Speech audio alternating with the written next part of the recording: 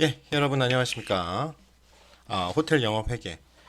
이제 온라인 상으로서는 이제 여러분하고 마지막 강의가 되겠네요. 우리 다음 주부터는 이제 대면 강의로 이제 만날 수 있을 것 같습니다. 일단은 대면 강의에 만나기 전에 정말 중요한 내용들 그리고 원가 관리나 이런 것들은 제가 온라인으로 좀 찍어서 보충을 할 수도 있고요. 그런 식으로 진행을 하도록 하겠습니다. 일단은 오늘은요. 우리가 지금 진도가 뒤에 기타 이제 채권하고요. 기타 이제 호텔에서 하는 영업 회계 부분하고 그다음에 원가가 나가요. 그래서 그 전에 우리가 이제 원래 회계 원리에 대해서 좀 중요한 내용들을 여러분들이 반복해서 공부할 수 있게 금융자산 쪽에서 중요한 내용들 왜냐면 이 중에서는 프론트로 가실 분들도 있을 수 있어요. 그런데 이제 왜냐면 프론트로 가면은 저번에 배운 것처럼 나이트 오디터라는 그런 역할이 있어서 나중에 회계부서랑 또 경리과 업무도 같이 하고 또 거기서 이제 경리과에서 공백이 생기면 경리과로 옮기시는 분들도 있거든요.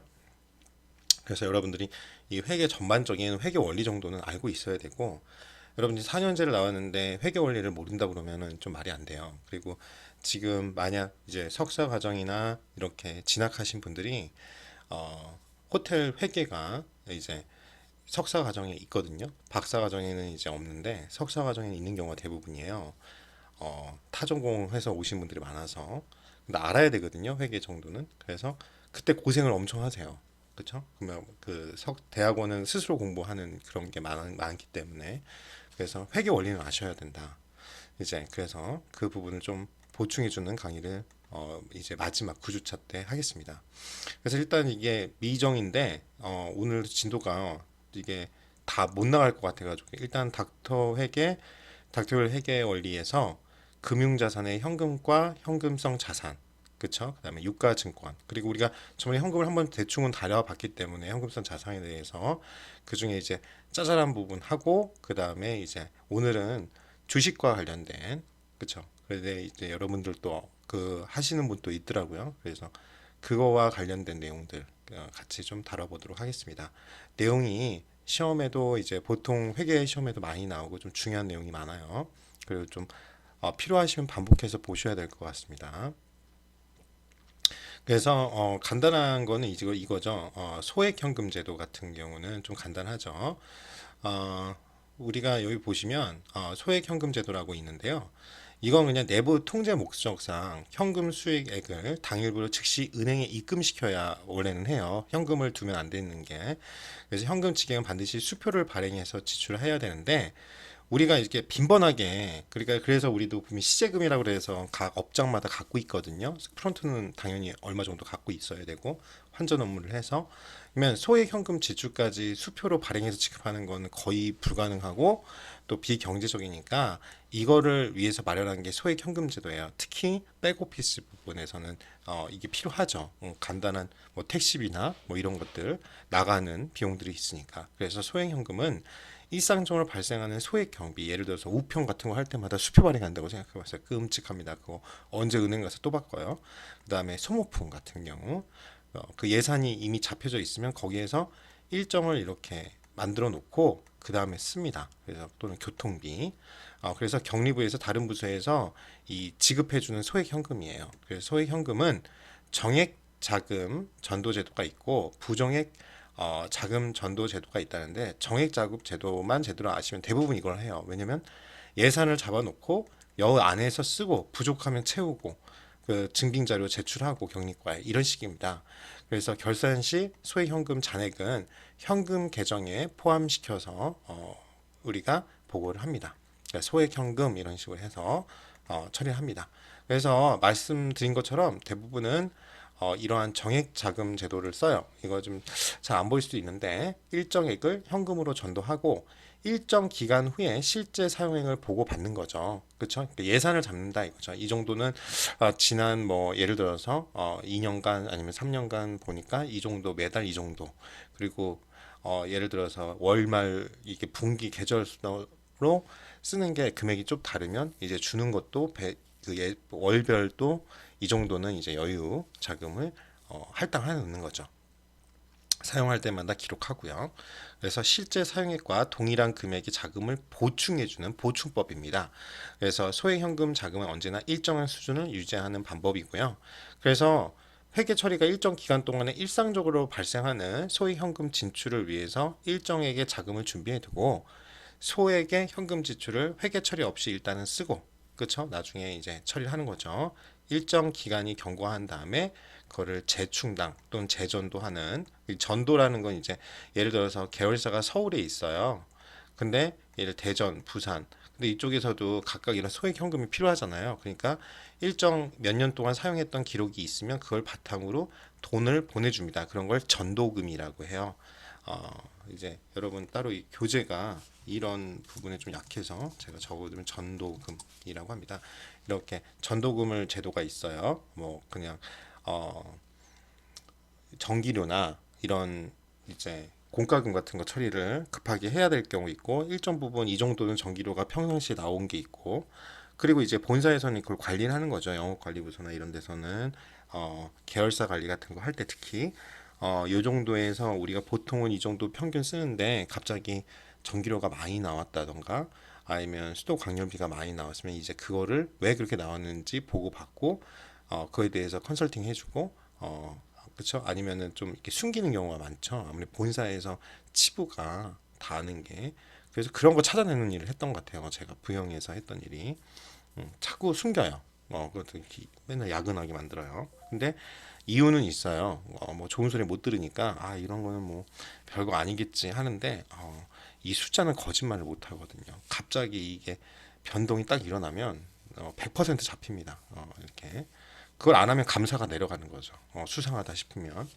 그래서 그런 거가 있다는 거 정도 아시고, 그리고 부정액은 그냥 필요할 때마다 우리가 하는 거예요. 그러니까 이게 뭐야, 한마디로 쉽게 얘기해서 이거는 용돈을 여러분이 받아 쓴다고 생각하시면 되고, 그런데 그 중에서 이제 어, 또 남을 수도 있고 할 수 있고 쓰는 내역을 이제 첨부하는 거고, 부정액 자금은 그때 그때마다 쉽게 얘기해서 엄마 돈 줘. 그래가지고 돈 받아 쓰는 거죠. 즉 설정 금액이 일정하지 않고 보충할 때마다 변동하고 현금 잔액이 거의 없는 경우에 적당한 수시로 보충, 이게 아예 주먹구기시죠 한마디로. 그래서 이렇게 필요할 때마다 쓰다 보니까 오히려 관리가 안 돼요. 기준이 없다 보니까. 그래서 대부분 정액 자금 전도 제도를 쓴다. 이제 이렇게 생각하시면 되고요. 그다음 넘어가서 중요한 내용이 나옵니다. 이제 당좌 예금이라는 게 나와요. 당좌 예금은 여러분 이게 중요한 게, 이게 요구성 자금으로 현금 및 현금성 자산에 들어간다. 이게 시험에 많이 나옵니다. 그래서 알아두시고, 당좌예금은요 이제 기업이 닭이 그냥 한마디로 우리가 어떤 이름으로 하는 것처럼 기업 이름으로 예금을 개설을 하는 거예요.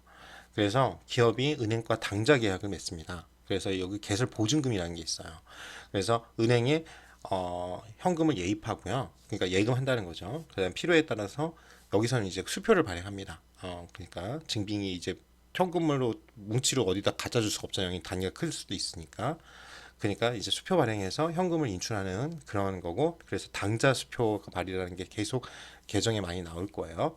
그리고 보통 예금과 좀 다른 게 있습니다. 뭐냐면 우선 돈이 필요할 때나 거래처에 돈을 지급해야 할 때가 있잖아요. 근데 내가 현금에 원래는 있어야 되는데 없을 경우에 있어요. 그럴 때 우리는 반드시 그 은행이 미리 교부한 수표를 이용한다는 것과, 이 당좌 차월이라는 게 있는데, 쉽게 얘기해서 여러분들이 주거래 은행, 지금 직장 다니시는 많으니까 주거래 은행이 예를 들어서 뭐 기업은행이든 우리은행이든 하나은행이든 뭐 이런 게 있을 거 아니에요. 그러면 거기에서 이제 거래를 많이 하시면 뭘 해줘요? 마이너스 통장이라는 개념 아시죠?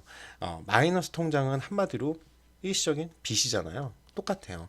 이게 뭐냐면 지금 당장 현금이 안 돌아가서 없어요. 근데 일정 금액까지 우리가 당좌 차월 그 계약을 맺을 수 있어요. 이제 거래 내역이 이게 우리가 주거래 은행이라고 그러면 예를 들어 3천만 원이다. 그러면은 마이너스 3천만 원까지는 쓸 수 있는 거죠. 차라리 여기 은행에서 대신 이자를 받겠죠. 은행은 공짜가 아니라 예대차, 즉 예금하고 대출해주는, 즉 대출로 먹고 사는 데잖아요. 그 한마디로 그 뭐야, 고리 대금업자. 근데 이제 합법적인 그걸 이제 어, 마진을 예대 마진을 추구하는 거죠. 그러니까 우리가 보통 예금하면 뭐 1%, 2%밖에 안 되잖아요. 근데 얘네들은 이제 보통 한 5%, 6%, 아니면 뭐 10%이 정도 받고 그러면 가만 앉아서 7, 8% 먹는 거잖아요. 그렇게 하는 게 이제 수수료 먹는 그걸로 하는 게 은행업, 금융업이에요. 그게 가장 큰 거고. 그런데 이제 대출을 이제 거기서도 문제죠. 예금을 하면 또 그거에 대한 이자를 줘야 되잖아요. 아까 말한 얼마 안 되더라도 그러면 이 돈을 받은 것 같고 이제 대출을 해서 또 큰 이자를 받아서 이제 다시 또 그 이자를 주는 그런 내용인데 이게 뭐 이제 여러분 알다시피 부도가 난다거나 그러면 이제 안 되니까 그런 걸 따지는 거예요. 신용도나 아니면 뭐 그쵸? 여러분 알다시피 컬레러럴이라고 하죠. 뭐냐면 보증, 그쵸? 보증금이나 아니면 담보, 컬레러럴 담보죠. 담보 같은 경우를 요구하는 겁니다. 그래서 어찌됐든 이 신용도가 있고 여러 번 거래를 한 그리고 주거래은행이라고 돼 있는 데서는 이 기업에게 당좌 대월 계약을 맺을 수 있어요. 거래 내역이 한 1, 2년 지나서 그러면 한도액대에 따라서 필요에 따라 현금 잔고를 넘는 내가 지금 현금 잔고는 뭐 1억인데 1억 3천을 지불해야 돼 지금 당장. 그럴 때 내가 3천만 원까지면 1억 3천까지 할 수 있죠. 근데 결국은 우리 계정이 될 때는 단기 차입금 바로 다음 달에 갚아야 되잖아요. 이자가 붙어가지고 그 어음을 결제할 수 있는 것을 말합니다. 그래서 잘 알아두시고요. 그래서 이거를 뭐 백로상보다 이렇게 그림으로 말하는 게 낫죠. 우리가 이렇게 회사가 있습니다. 그러면 은행하고요, 당좌 예금하고 차월 계약을 같이 맺어요. 그래서 여기 보시면 당좌 거래 약정 계약을 합니다. 그리고 여기에 수표 용지 지급을 해줘요, 은행에서. 그러면 이제 갖고 수표 발행을 하는 거죠. 그래서 우리 무슨 뭐 예를 들어서 닥터빌 컨설팅, 그 다음에 여기 어니은행, 뭐 기업은행, 그렇죠? 그러면 당좌 수표를 이걸로 지급을 해주는 거예요, 거래처에서. 그러면은 그리고 우리는 상품을 매입하는 거죠. 상품이나 서비스를. 이 거래처는 자기 거래처에 주거래 은행이 있을 거잖아요. 예를 들어서 제가 이걸 기업은행이라 하면 이게 우리은행이라 할게요. 그러면 이쪽에다가 당좌 수표를 제시합니다. 그러면 은행에서 보증을 쓴 거나 똑같이 거기에 돈이 있다는 증빙 자료니까 오케이 하고 이 또 거래처의 당좌예금 구자에다가 입금을 하고 통보를 해줍니다. 그러면 거래처 은행은 당연히 지급 제시를 하고요. 여기에 이 회사 닥터빌 컨설팅의 당좌 예금 구좌에서 인출해서 대금을 지급하는 거예요. 이런 순환 과정을 갖고 있습니다. 자, 그런 다음에 자, 그럼 예제를 푸는 게 쉽겠죠. 예를 들어서 우리가 신한은행과 당좌 거래를 해서를 했어요. 그리고 현금 20만 원을 예입했다, 즉 예금했습니다. 그러면 우리가 예금 통장이 생겼잖아요. 그러니까 차변의 자산 증가죠. 이거 그렇죠? 자산이 증가했으니까 차변을 적고 현금이라는 자산이 나갔죠. 그럼 자산이 나갔으니까 이렇게 대변에 쓰일 겁니다. 자, 두 번째 볼게요. 분개가 없죠. 왜? 설정했으니까. 신한은행가 건물 300만 원을 근저당. 그렇죠? 예를 들어 내가 한번 저당 잡혔다 이거예요. 그리고 나중에 이건 뭐냐면 당좌 차월 계약을 했다는 거죠. 얼마까지? 100만 원까지. 그러니까 300만 원짜리 건물이 말이 안 되지만 300만 원짜리 건물이 있는데 그 100만 원을 이제 설정하기 위해서 다 저당을 잡힌 거죠. 근데 이거 설정한 거니까 그냥 계약이잖아요. 그거는 현금이나 어떠한 자산의 증감이나 부채나 이런 게 없으니까 이거는 분개가 없죠. 거래가 아니, 그렇죠? 회계상의 거래가 아니죠. 그리고 가나 회사로부터 상품을 100만 원을 구입했어요. 그럼 상품 100만 원 생겼죠. 자산이 생겼으니까 똑같이 여기에 상품 100만 원이나 적고요. 그 다음에 수표 발행했어요. 그러니까 당좌 수표 발행했죠. 그러면 이거는 내가 지불 돈이 나간 거죠. 내 통장에서 돈이 나가니까 당좌 예금이 20만 원이 나갔을 겁니다. 여기 그렇죠? 여기 보시면 20만 원이 나갔죠. 그렇죠? 그리고 자 아니구나. 죄송합니다. 여기에서 100만 원에 구입하고 수표를 발행해서 지급했네요. 100만 원을. 100만 원을 지급했는데 잘 보세요. 지금 당좌 예금이 20만 원밖에 없잖아요. 근데 당좌 차월 계약을 했기 때문에 80만 원이 그렇죠? 마이너스가 된 거죠. 그러면은 여기 당좌 예금 자산이 줄어졌죠. 여기서 빼주는 거죠. 내 한마디로 쉽게 해서 내가 당좌 예금이 20만 원 지금 통장에 돈이 20만 원 있었는데 20만 원 나갔으니까 통장에는 빵이야 되니까 이걸 거꾸로 써줘야 자산 감소. 여기다 써주고 지금 근데 뭐냐면 부채 증가죠. 왜냐면 당좌 차월은 빚이라고 그랬어요. 그러면은 근데 한 달 만에 갚아야 돼. 단기 차월금 차입금이죠. 그 80만 원이죠. 그렇죠? 그래서 여기 부채 증가입니다. 여기는 부채가 증가했습니다. 그렇죠? 그런 다음에 여기 라다 회사로부터 상품 뭐야 200만 원을 판매했어요. 그러니까 매출이 200만 원 일어난 거죠. 그러니까 수익인 여기다가 써야겠죠? 그런 다음에 현금으로 받았어요. 그럼 20만 원을 200만 원을 현금을 받았지만 빚이 80이죠. 요거 까야죠. 그러니까 내 예금 통장에서는 120만 원만 있겠죠. 당연하죠. 마이너스 80만 원 있었으니까. 그래서 이렇게 요거 지워주고 부채 감소는 또 여기다 차변해줬죠. 그래서 여기 하고 그다음에 당좌 예금은 지금 돈이 생겼으니까 120만 원이 이렇게 증가된 걸 여러분들이 확인하실 수가 있습니다. 자, 그럼 다음.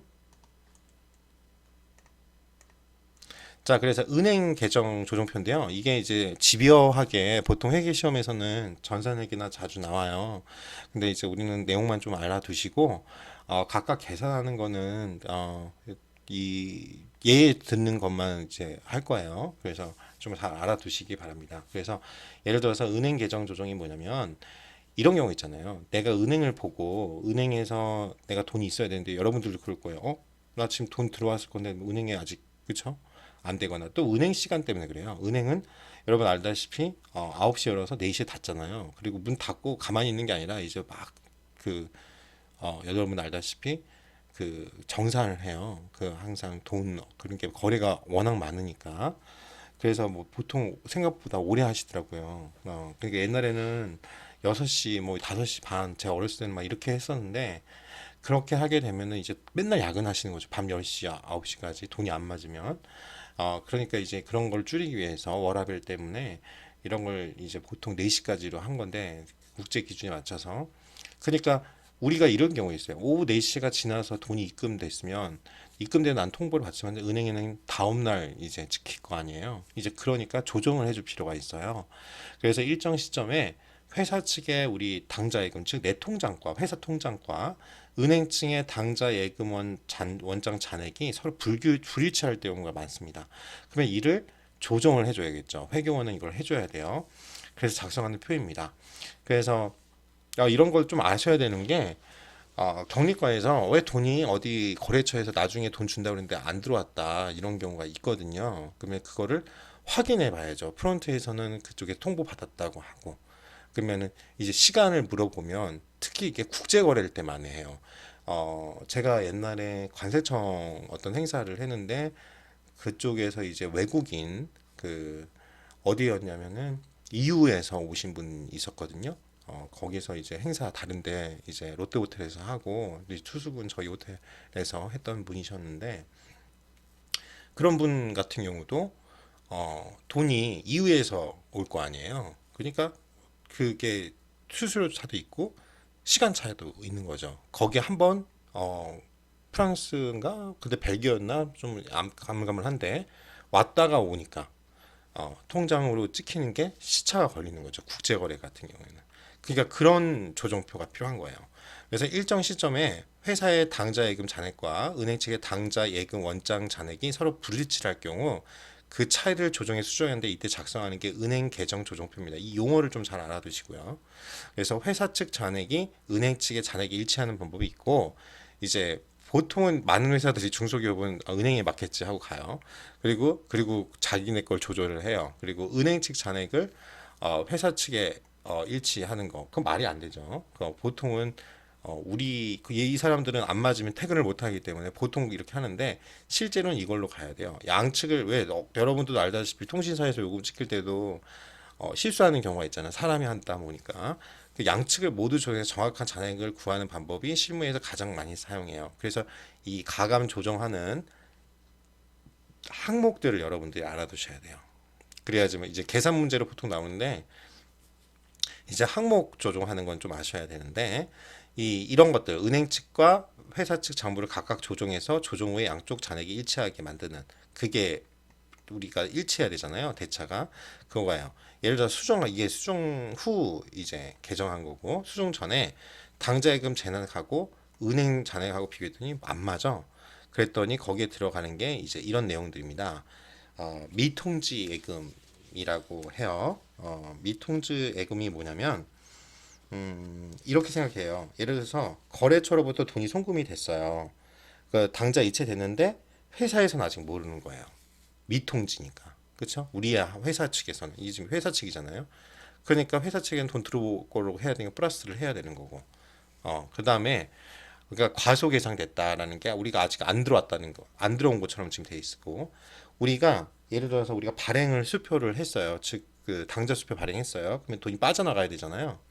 근데 아직 은행에서 인출이 안 된 거예요. 우리는 이제 돈 나갔으니까 저 거래처에서 돈 줬으니까 마이너스 예를 들어서 200만 원 했는데 아직 통장에서 돈이 안 빠져나간 거예요. 왜냐면 그 사람이 자기 은행에서 이거 달라고 돈을 아직 신청을 안 한 거죠.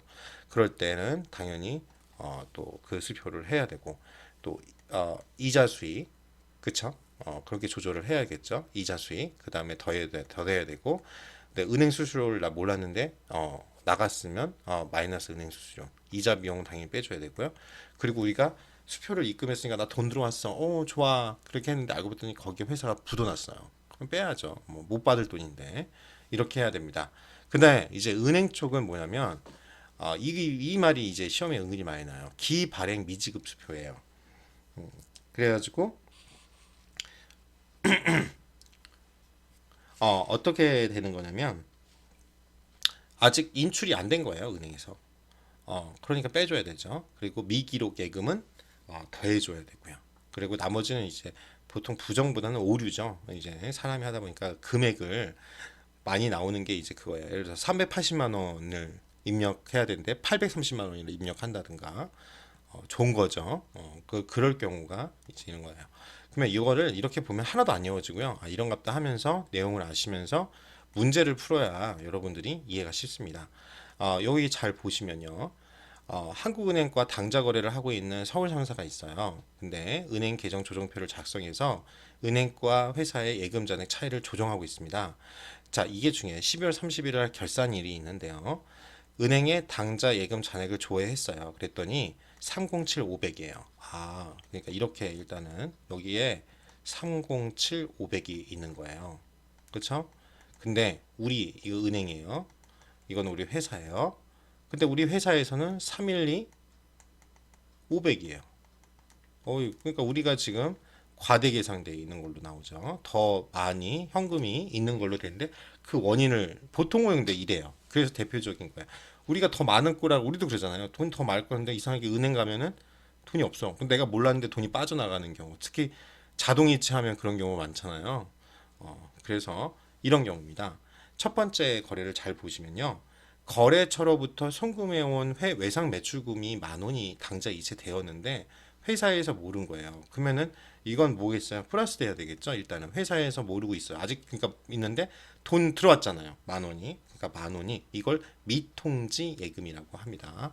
그래서 이게 뭐냐? 이제 그런 건 아셔야 돼요. 미통지 예금. 그렇죠? 미통지 예금입니다. 그렇죠? 그러니까 이거는 더해줘야 되겠죠. 자, 두 번째 볼게요. 발행 수표가 있는데요. 12월 31일까지 은행에서 인출되지 않은 기발행 미인출 수표입니다. 그러니까 수표가 아직 미인출 수표예요.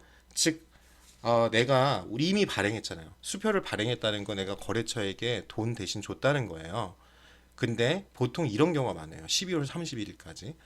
그러면은 우리는 이제 12월 31일 날 마감하잖아요. 마감 분기하는데 그때 그러니까 넣어야 돼요. 안 넣으면 이거 내년도 걸로 바로 비용이 잡혀버리거든요. 그래서 이거를 해주는 거예요. 그 조정을. 근데 이거를 이제 통보해가지고 우리한테는 떨어야 되니까 안 맞으면 그래서 회사랑 은행이랑 같이 맞춰야 되는 거죠. 그래서 기발행 미인출 수표가 4칠 500만 원이 있습니다. 그러면은 이거는 어떻게 해요? 마이너스를 은행에서 인출하지 않았으니까 마이너스를 해줘야 되죠. 근데 어디서 마이너스를 해줘요? 은행 측 잔액에서 마이너스를 해달라고 해야 됩니다. 은행 측에 일단 얘기하고 일단 잡아달라고 이렇게 해야 되는 거죠. 그 다음에 3번입니다. 은행 측에서 이제 은행이죠. 은행 측에서 당좌거래 수수료가 8,000원이 부과됐어요. 수수료가 부과되는데 회사 측에서 아직 몰라. 그러면 마이너스 8천을 해줘야죠. 그렇죠? 은행 수수료에 대한 마이너스 계정을 이 회사 쪽에서 해줘야 됩니다. 자, 그 다음에 12월 30일 날 늦게 이런 경우가 진짜 그러니까 이런 문제가 시험에 많이 나오는 거죠. 헷갈리잖아요. 12월 30일 날 늦게 예입해요. 그러니까 은행 끝내고 했던 거죠. 3만 원이 은행에서 1월 4일 날 내년도에 그렇죠? 입금 처리가 됐습니다. 그러면 이거를 어떻게 해요? 미기록 예금이에요. 그렇죠? 그러니까 이쪽에다가 수정을 해줘야겠죠. 그래서 어디다 해줘요? 우리가 이 3만 원을 이 은행 측에다가 3만 원을 더해줘야 됩니다. 은행에서 은행 측 계정에다가 자 그런 다음에 거래처로부터 받아 예입한 3,800원이 당사의 장부에서 8,300으로 잘못 기장됐습니다. 기장된 장부에 기록됐다는 거예요. 차이가 얼마죠? 4,500원 차이가 나죠. 이 오류죠. 그러니까 뭐가 얼마큼 빼줘야 돼요. 지금 우리가 과대 계상한 거잖아요. 이런 문제가 이렇게 나와요. 그렇죠? 과대 계상이 3,800원을 해야 되는데 8,300원을 했으니까 마이너스 4,500원 차이죠. 마이너스 4,500을 여기서 빼줘야 됩니다. 그렇죠? 어디? 그 회사 측에서 마이너스 4,500원 빼줘야 돼요. 그리고 이제 어떻게 해요? 거래처로부터 받아 예입한 2만 원이 부도예요. 즉, 난 돈 들어온 줄 알았더니 회사에 마이너스 2만 원이 실제로는 처리가 안 된 거죠. 없애버려야죠. 마이너스 2만 원을 해줘야 되죠. 어디? 회사 측에서 해줘야 됩니다. 보통 그러니까 회사에서 빼는 게 엄청 많아요.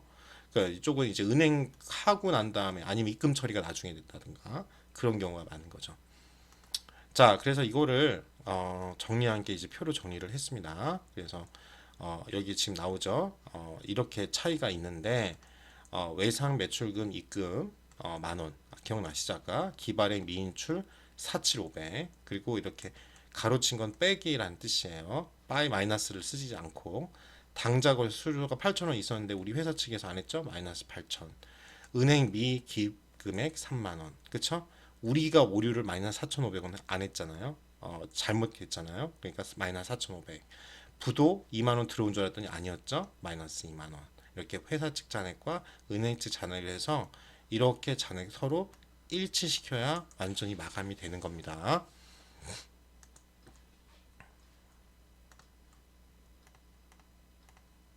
그래서 이게 수정 분계라는 걸 해줘요. 수정 분계를 보시면 이제 아까 말한 것처럼 당좌 예금 있고 거기에 수수료 비용 발생, 수수료 비용 만 원.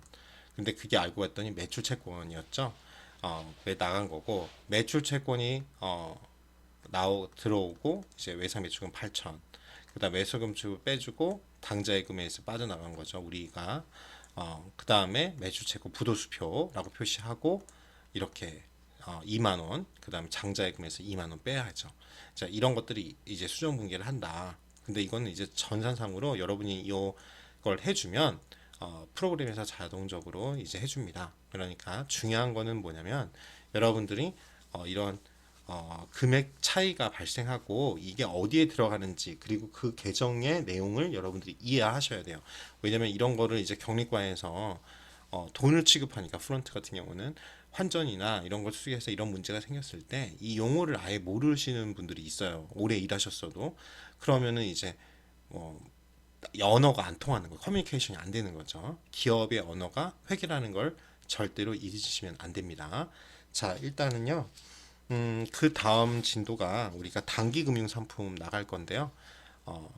더 나가야 되지만 잠깐 쉬었다가 그 다음에 2교시 들어가 볼게요.